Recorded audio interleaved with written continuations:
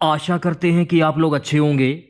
आज के इस क्लास में हम लोग रेलवे आरआरबी एनटीपीसी 2025 की परीक्षा के लिए आरआरबी एनटीपीसी के 2016 और 2021 के टॉप 100 क्वेश्चंस को हम लोग इस वीडियो में डिस्कस करने वाले हैं।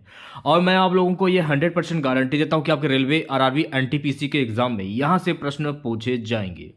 तो अगर आप चैनल पर नए हैं और अगर आप रेलवे आरआरबी एनटीपीसी 2025 परीक्षा की तैयारी कर रहे हैं तो चैनल को जरूर सब्सक्राइब करें और नोटिफिकेशन बेल ऑन करना ना भूलें। चलिए क्लास को शुरू करते हैं। क्लास को शुरू करने से पहले अगर आप लोगों ने अभी तक इस क्लास को लाइक नहीं किया है तो प्लीज़ लाइक कीजिएगा और अपने तमाम दोस्तों में इस क्लास को ज़्यादा से ज़्यादा शेयर कीजिएगा।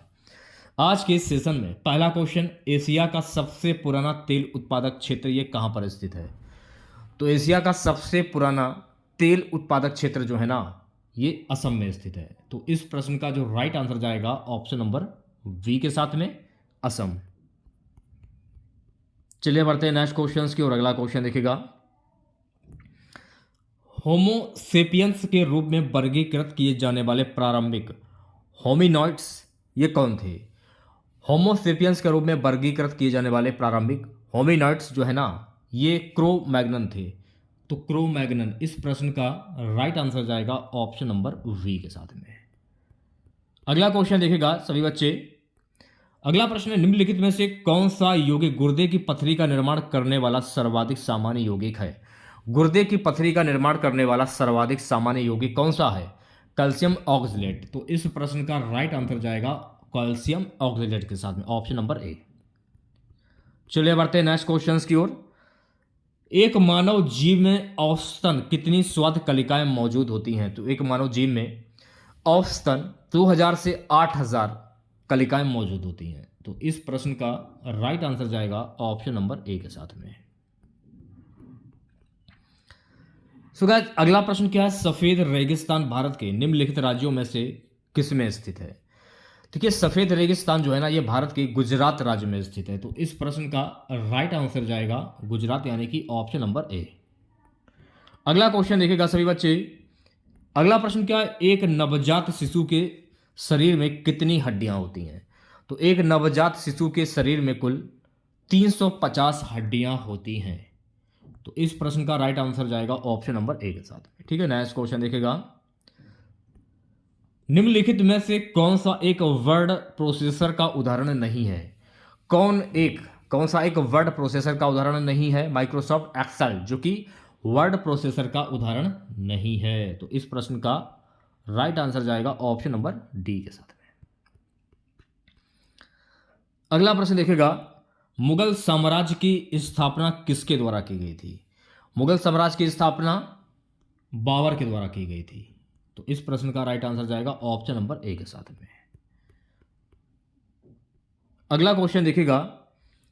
अगला प्रश्न हमारा है कि हेलियोसेंट्रिज्म को सपोर्ट करने के कारण किस खगोल शास्त्री को उसके घर में नजरबंद कर दिया गया था? किसको नजरबंद कर दिया था? गैलीलियो गैलीली को। तो ऑप्शन नंबर वी जो है इस प्रश्न का राइट आंसर जाएगा।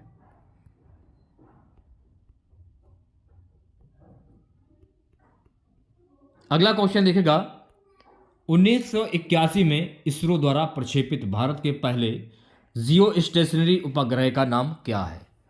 1981 में इसरो द्वारा प्रक्षेपित भारत के पहले जियो स्टेशनरी उपग्रह का नाम है एप्पल।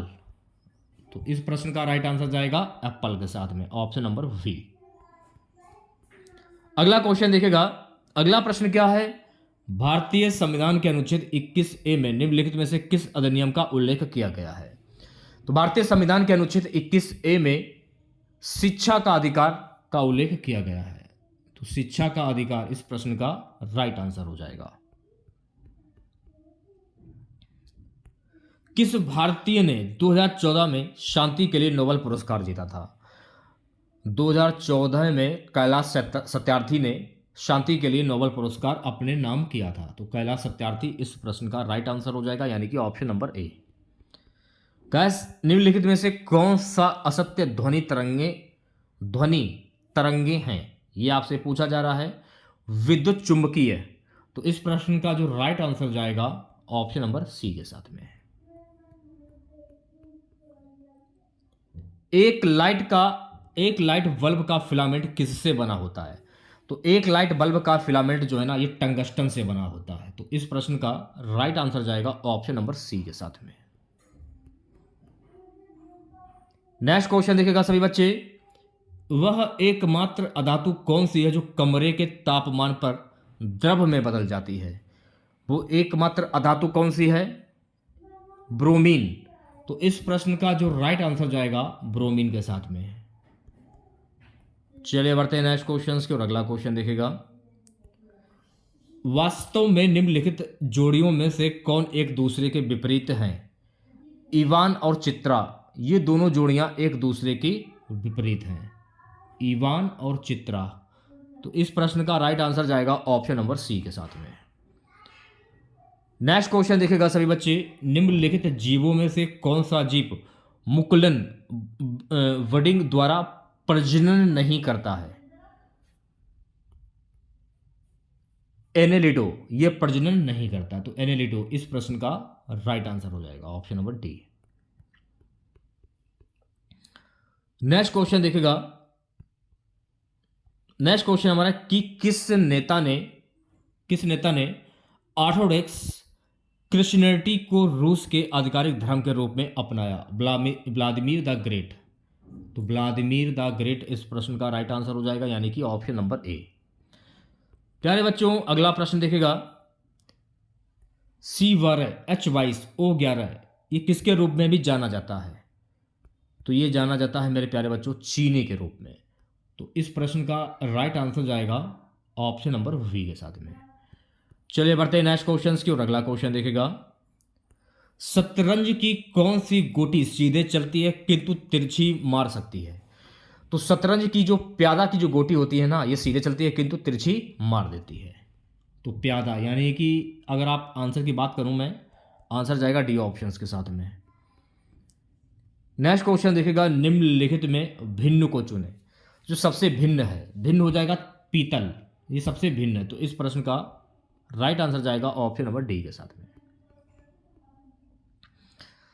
प्यारे बच्चों अगला क्वेश्चन देखेगा, अगला प्रश्न हमारा है, भारतीय अंतरिक्ष कार्यक्रम के जनक कौन थे? तो भारतीय अंतरिक्ष कार्यक्रम के जनक थे डॉक्टर विक्रम एस साराभाई। तो डॉक्टर विक्रम एस साराभाई यानी ऑप्शन नंबर वी जो है इस प्रश्न का राइट आंसर हो जाएगा। अगला क्वेश्चन देखेगा, भारत के राष्ट्रगान के रचयिता कौन है? तो भारत के राष्ट्रगान के रचयिता हैं बंकिम चंद्र चटर्जी। तो बंकिम चंद्र चटर्जी इस प्रश्न का राइट आंसर हो जाएगा। चलिए बढ़ते हैं नेक्स्ट क्वेश्चन के और अगला क्वेश्चन देखेगा, यूनिक्स ऑपरेटिंग सिस्टम किसका ट्रेडमार्क है? यूनिक्स ऑपरेटिंग सिस्टम जो है ना, ये वेल लेबोरेटरीज का ट्रेडमार्क है। तो इस प्रश्न का well laboratories option number B correct हो जाएगा। अगला क्वेश्चन देखेगा, अगला प्रश्न है, संविधान के अनुसार तिरंगे की लंबाई एवं चौड़ाई के बीच का अनुपात कितना होना चाहिए? संविधान के अनुसार तिरंगे की लंबाई एवं चौड़ाई के बीच का जो अनुपात है ना, 3:2 होना चाहिए। तो 3:2 यानी इस प्रश्न का राइट आंसर हो जाएगा ऑप्शन नंबर ए के साथ में। अगला क्वेश्चन देखेगा, अगला क्वेश्चन हमारा है, टेनिस में हार्ड कोर्ट वह कोर्ट होता है जिसकी सतह किसकी बनी होती है? तो इसकी सतह जो है ना गाइस, ये कंक्रीट की बनी होती है। तो इस प्रश्न का राइट आंसर जाएगा ऑप्शन नंबर ए के साथ में, कंक्रीट। अगला क्वेश्चन देखेगा, नेक्स्ट क्वेश्चन हमारे, निम्नलिखित में से किस रंगीन प्रकाश की आवृत्ति सबसे कम है? लाल रंग की रंगीन प्रकाश की आवृत्ति सबसे कम है। तो इस प्रश्न का राइट आंसर जाएगा ऑप्शन नंबर सी के साथ में। चलिए बढ़ते हैं नेक्स्ट क्वेश्चन की और अगला क्वेश्चन देखेगा, बैडमिंटन का जाल केंद्र में कितना ऊंचा होता है? तो बैडमिंटन का जाल केंद्र जो है ना 5 फुट ऊंचा होता है। तो ऑप्शन नंबर ए जो है इस प्रश्न का राइट आंसर हो जाएगा। अगला क्वेश्चन देखिएगा, माच किस राज्य का लोक नृत्य है? देखिए माच जो है ना, ये मध्य प्रदेश राज्य का लोक नृत्य है। तो मध्य प्रदेश यानी कि इस प्रश्न का राइट आंसर जाएगा ऑप्शन नंबर डी के साथ में। अगला क्वेश्चन देखिएगा, 1928 में अलेक्जेंडर फ्लेमिंग द्वारा खोजी गई पहली एंटीबायोटिक निम्नलिखित में से कौन सी थी? 1928 में अलेक्जेंडर फ्लेमिंग द्वारा खोजी गई पहली एंटीबायोटिक जो है ना, ये थी पेंसिलिन। तो इस प्रश्न का राइट आंसर जाएगा ऑप्शन नंबर ए के साथ में। अक्सर आप लोगों से पूछ लिया था कि पेंसिलिन की खोज किसके द्वारा की गई थी? अलेक्जेंडर फ्लेमिंग के द्वारा की गई थी। सन 1902 में पहली बार बड़े पैमाने पर विद्युतीय एयर कंडीशनिंग का आविष्कार और इसका प्रयोग किनके द्वारा किया गया था? इनका प्रयोग विलिस कैरियर के द्वारा किया गया था। तो ऑप्शन नंबर ए जो है इस प्रश्न का राइट आंसर है। थोड़ा धुंधला है तो वीडियो की क्वालिटी आप लोग बढ़ा लीजिए। चलिए बढ़ते हैं नेक्स्ट क्वेश्चन की ओर। अगला क्वेश्चन देखिएगा, भारतीय राष्ट्रीय कांग्रेस के पहले अध्यक्ष कौन? तो भारतीय राष्ट्रीय कांग्रेस के पहले अध्यक्ष कौन थे? Umesh Chand Banerjee. Umesh Chand Banerjee, option number A correct हो जाएगा। सो गाइस अगला क्वेश्चन देखिएगा, निम्नलिखित में से कौन सी ध्वनि प्रदूषण का प्रभाव नहीं है? ओजोन क्षय जो है ना, यह ध्वनि प्रदूषण का प्रभाव नहीं है। तो इस प्रश्न का राइट आंसर जाएगा ऑप्शन नंबर डी के साथ में। अगला प्रश्न देखा, प्लेग उन्मूलन की याद में मोहम्मद कुली कुतुब शाह द्वारा निर्मित स्मारक निम्नलिखित में से कौन सी मीनार है? प्लेग उन्मूलन की याद में मोहम्मद कुली कुतुब शाह द्वारा निर्मित स्मारक जो है ना, वो है चार मीनार। तो चार मीनार, तो इस प्रश्न का राइट आंसर जाएगा ऑप्शन नंबर वी के साथ में। थोड़ा दुधला क्वेश्चन है तो वीडियो की क्वालिटी आप लोग बढ़ा सकते हैं। प्यारे बच्चों नेक्स्ट क्वेश्चन देखिएगा, red earth and pouring rain नामक उपन्यास के लेखक निम्नलिखित में से कौन है? Red earth and pouring rain नामक उपन्यास के लेखक हैं विक्रमचंद। तो विक्रमचंद यानी ऑप्शन नंबर सी करेक्ट हो जाएगा इस प्रश्न का। चलिए बढ़ते हैं नेक्स्ट क्वेश्चन की। अगला क्वेश्चन देखिएगा, निम्नलिखित में से किस नदी को चीन के तिब्बती क्षेत्र में यारलुंग सागपो के नाम से भी जाना जाता है? किस नदी को जाना जाता है चीन में? ब्रह्मपुत्र नदी को जाना जाता है। तो ऑप्शन नंबर डी जो है इस प्रश्न का राइट आंसर हो जाएगा। अगला क्वेश्चन देखिएगा, ऋग्वेद 1028 सूक्तों का एक संग्रह है जो मंडलों में विभाजित है। कितने मंडलों में विभाजित है? तो ये 10 मंडलों में विभाजित है। तो राइट आंसर की बात करूं, ऑप्शन नंबर डी जो है इस प्रश्न का राइट आंसर हो जाएगा। अगला प्रश्न क्या है, मेमोरी के संबंध में यूएसबी का पूर्ण रूप क्या होता है? यह आपसे पूछा गया, यूनिवर्सल सीरियल बस यूएसबी का फुल फॉर्म होता है। तो ऑप्शन नंबर सी करेक्ट हो जाएगा इस प्रश्न का। अगला क्वेश्चन देखिएगा सभी बच्चे, निम्न में से किस उपग्रह की कक्षा सूर्य समकालिक नहीं है? किस उपग्रह की कक्षा सूर्य समकालिक नहीं है? मेटियोसेट 11। तो इस प्रश्न का जो राइट आंसर जाएगा ऑप्शन नंबर सी के साथ में। नेक्स्ट क्वेश्चन देखिएगा, प्रादिष्ट मुद्रा वह है, तो प्रादिष्ट मुद्रा जिसका कोई आंतरिक मूल्य नहीं होता, प्रादिष्ट मुद्रा वो है। तो राइट आंसर की बात करूं, ऑप्शन नंबर ए करेक्ट हो जाएगा। ठीक है, नेक्स्ट क्वेश्चन देखिएगा प्यारे बच्चों, अगला प्रश्न हमारा है कि फ्रेमवर्क को 2003 में अधिनियमित किया गया था जिसके द्वारा सरकार के लिए राजकोषीय घाटे को कम करने के लिए निर्धारित किए गए थे। तो फ्रेमवर्क का पूर्ण रूप क्या होता है? इसका फुल फॉर्म होता है fiscal responsibility and budget management act. तो इस प्रश्न का राइट आंसर जाएगा ऑप्शन नंबर डी के साथ में। एक बार देख लीजिएगा आप लोग, हो सकता है कि एनटीपीसी के एग्जाम में यह प्रश्न दोबारा पूछ लिया जाए। सो गाइस अगला क्वेश्चन देखिएगा, भारत के निम्नलिखित में से किस पड़ोसी देश का क्षेत्रफल सबसे कम है? किस पड़ोसी देश का क्षेत्रफल सबसे कम है? भूटान का। तो भूटान यानी कि ऑप्शन नंबर वी जो है इस प्रश्न का राइट आंसर हो जाएगा। चलिए बढ़ते हैं नेक्स्ट क्वेश्चन की ओर। निम्न में से कौन सा पौधा अपने मूल ग्रंथियों में पाए जाने वाले राइजोविया जीवाणु के साथ परस्पर सहजीवी संबंध के कारण वायुमंडलीय नाइट्रोजन का स्थिरीकरण नहीं करता है? गूलर नहीं करता है। तो गूलर इस प्रश्न का राइट आंसर जाएगा ऑप्शन नंबर डी के साथ में। ठीक है, नेक्स्ट क्वेश्चन देखेगा,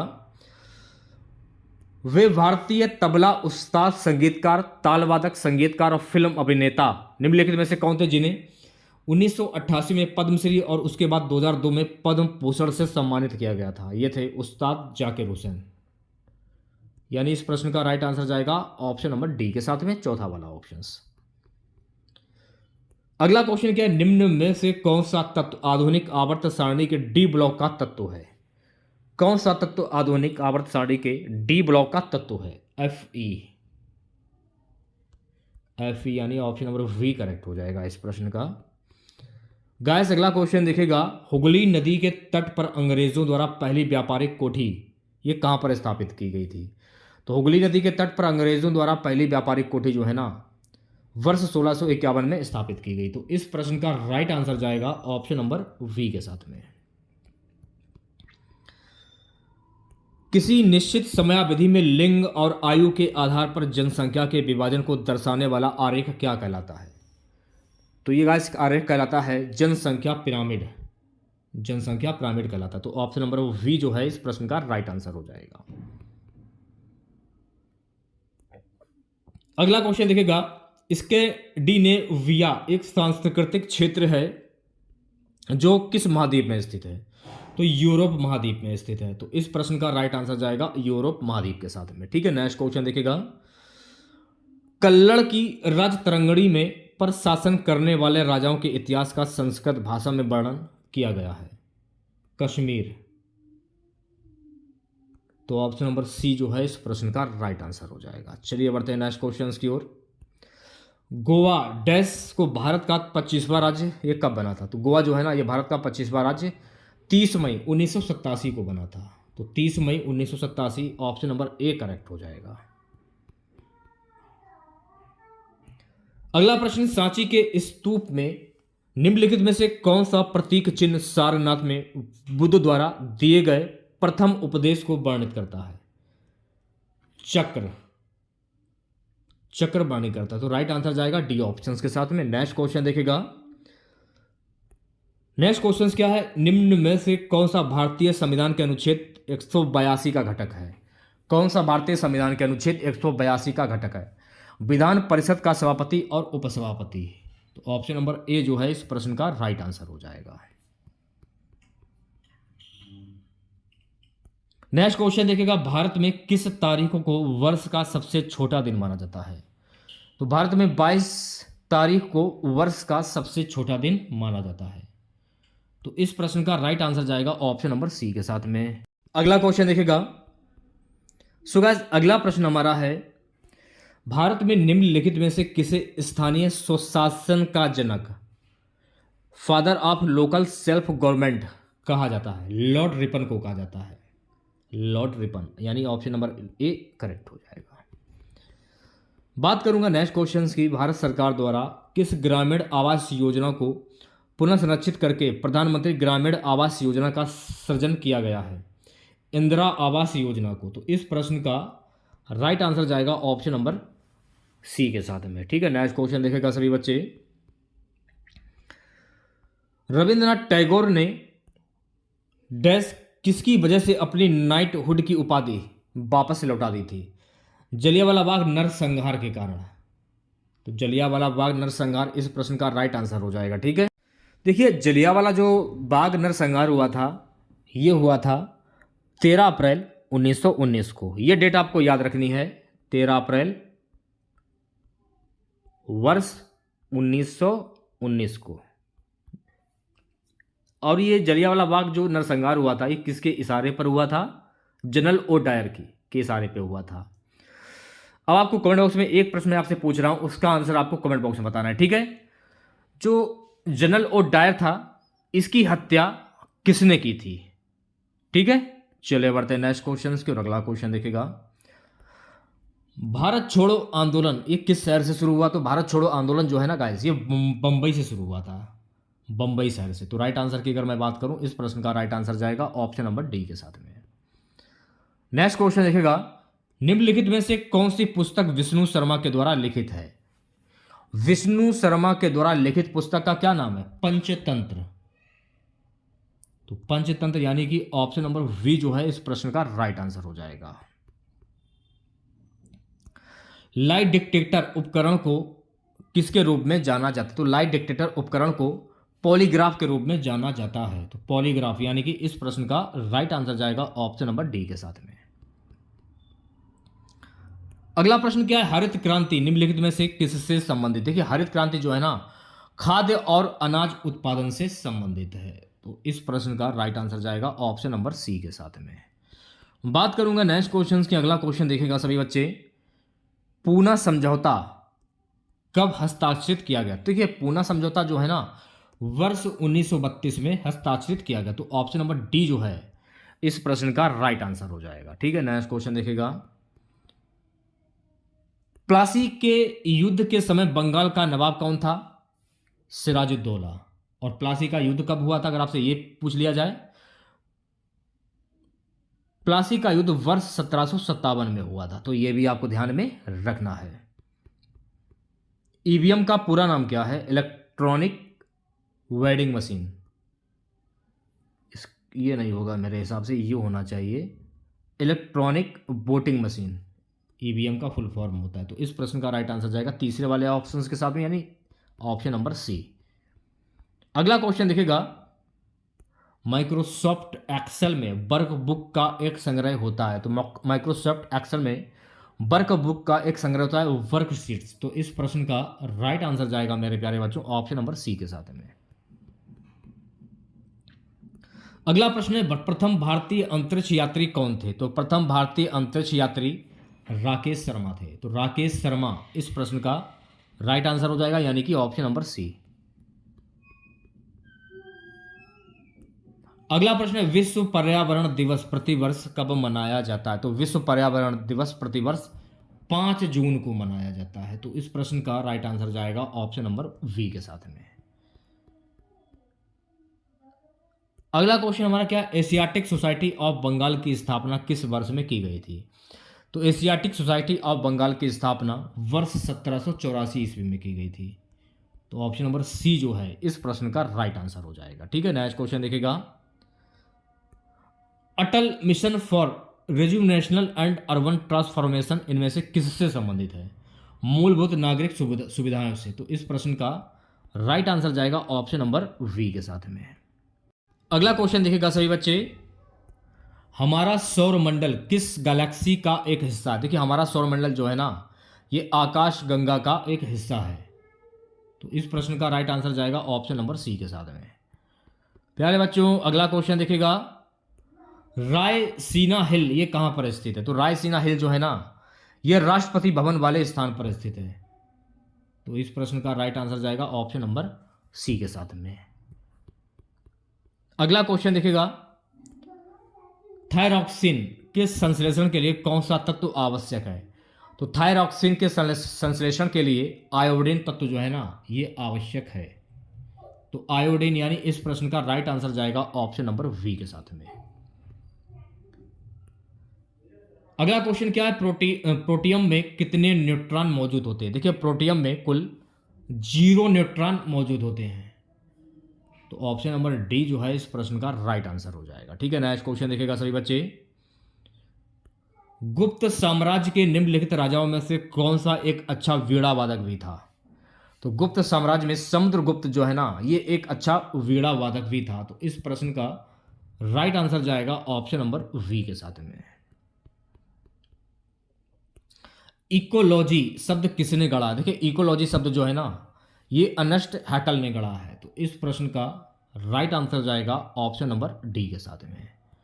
अगला क्वेश्चन देखिएगा सभी बच्चे, प्यारे बच्चों अगला प्रश्न हमारा अस्पतालों से निकलने वाले जैविक कचरे के निपटान का सबसे अच्छा तरीका क्या है? तो अस्पतालों से निकलने वाले जैविक कचरे के निपटान का सबसे अच्छा तरीका है भस्मीकरण, यानी इस प्रश्न का राइट आंसर जाएगा ऑप्शन नंबर सी के साथ में। काजीरंगा राष्ट्रीय उद्यान से होकर गुजरने वाले किस राष्ट्रीय राजमार्ग की सीमा उद्यान के वन्य जीवों के लिए मुख्य खतरा बनी हुई है? NH-37। तो ऑप्शन नंबर ए करेक्ट हो जाएगा इस प्रश्न का। सचिन तेंदुलकर ने अंतर्राष्ट्रीय क्रिकेट में अपना 100वां शतक किस टीम के खिलाफ बनाया था? सचिन तेंदुलकर ने अंतर्राष्ट्रीय क्रिकेट में अपना 100वां शतक जो है ना इंग्लैंड के खिलाफ बनाया था, बांग्लादेश के खिलाफ। तो इस प्रश्न का राइट आंसर जाएगा ऑप्शन नंबर सी के साथ में। ये प्रश्न इतना इंपॉर्टेंट है, अभी हाल ही में जो आपके एसएससी के एग्जाम हुए हैं उसमें यह प्रश्न पूछा गया था, रेलवे के एग्जाम में भी यह प्रश्न पूछा जा चुका है। इनमें से किसने अजमेर में 2.5 दिन का झोपड़ा निर्मित कराया था? अजमेर में 2.5 दिन का झोपड़ा जो है ना ये कुतुबुद्दीन ऐबक ने निर्मित कराया था। तो कुतुबुद्दीन ऐबक इस प्रश्न का राइट आंसर हो जाएगा, यानी option number B. Next question देखिएगा, वायु में मौजूद निम्नलिखित में से कौन सा तत्व चांदी की वस्तुओं को काला कर देता है जब वे वायु के संपर्क में आती हैं? गंधक। तो राइट आंसर की अगर मैं बात करूं, इस प्रश्न का राइट आंसर जाएगा ऑप्शन नंबर वी के साथ में। ठीक है, नेक्स्ट क्वेश्चन देखिएगा, यूनेस्को का मुख्यालय ये कहां पर स्थित है? यूनेस्को का मुख्यालय जो है ना, ये पेरिस में स्थित है। पेरिस, यानी ऑप्शन नंबर ए करेक्ट हो जाएगा। नासा के अनुसार पृथ्वी की भूसतह का कितना भाग वनाच्छादित होता है? तो नासा के अनुसार पृथ्वी की भूसतह का 30% भाग जो है ना वनाच्छादित होता है। तो इस प्रश्न का राइट आंसर जाएगा ऑप्शन नंबर ए के साथ में। अगला क्वेश्चन क्या, इनमें से किसे grand old man of India के नाम से भी जाना जाता है? Grand old man of India के नाम से दादा भाई नौरोजी को जाना जाता है। तो इस प्रश्न का राइट आंसर जाएगा दादा भाई नौरोजी, ऑप्शन नंबर सी। अगला क्वेश्चन देखिएगा, टेलीफोन का आविष्कार ये कहां पर किया गया था? देखिए, टेलीफोन का आविष्कार जो है ना वर्ष 1876 में किया गया था। तो राइट आंसर की अगर मैं बात करूं, इस प्रश्न का राइट आंसर जाएगा ऑप्शन नंबर वी के साथ में। अगला क्वेश्चन क्या, भारत सरकार ने निम्नलिखित में से किस वर्ष में प्रारंभिक शिक्षा के लिए राष्ट्रीय शैक्षणिक सहायता कार्यक्रम की शुरुआत की है? वर्ष 1995 में की थी। तो इस प्रश्न का राइट आंसर जाएगा ऑप्शन नंबर वी के साथ में। कंप्यूटर के एक मेनू में कितनी लिस्ट होती हैं? कंप्यूटर के एक मेनू में कमांड्स की लिस्ट होती है, कमांड। तो इस प्रश्न का राइट आंसर जाएगा ऑप्शन नंबर वी के साथ में। अगला क्वेश्चन क्या, सीधी कार्रवाई दिवस डायरेक्ट एक्शन डे की घोषणा किसने की थी? डायरेक्ट एक्शन डे की घोषणा जो है ना मोहम्मद अली जिन्ना के द्वारा की गई थी। तो ऑप्शन नंबर ए करेक्ट हो जाएगा। अगला क्वेश्चन देखिएगा, अक्षांश का 1 डिग्री लगभग कितने किलोमीटर के बराबर होता है? 111। तो इस प्रश्न का राइट आंसर जाएगा ऑप्शन नंबर वी के साथ में। आज की क्लास का लास्ट क्वेश्चन रहेगा, अंतर्राष्ट्रीय प्रकाश दिवस किस दिन मनाया जाता है? तो अंतर्राष्ट्रीय प्रकाश दिवस जो है ना 16 मई को मनाया जाता है।